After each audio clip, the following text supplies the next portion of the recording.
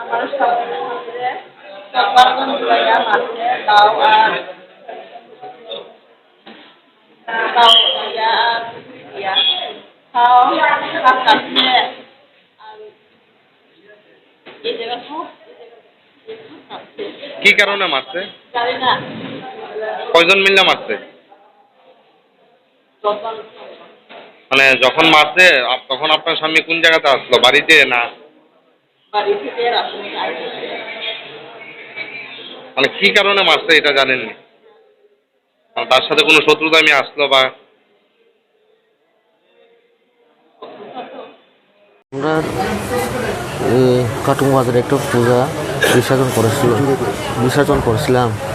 এরপরে তারা সুধীর, এরপরে আর ডাক নাম আরেকজন হলো তনু, তারা আয়েসারে আমারে হঠাৎ করে চাকু আর দাও দিয়া কাটছে আর কি। ঝগড়াটা কি নিয়ে হয়েছিল? ঝগড়া কি এরকম আক্রমণ? ঝগড়া কিছুই নেই। তারা গাড়ি দিয়ে এসে নামছে, বাস কাটছে, এরপরে সবাই তারা বাইরে গেছে। কতজন ছিল তারা? তারা প্রায় ৬-৭ জন। এর মধ্যে কারোর চিনেন নি আপনি? হ্যাঁ।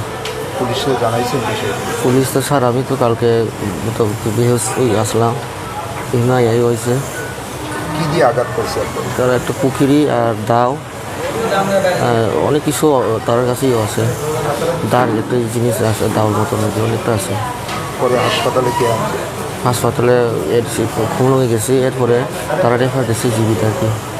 ঘটনাটা কোন জায়গাতে হয়েছিল? প্রথমে কাটুং বাজার।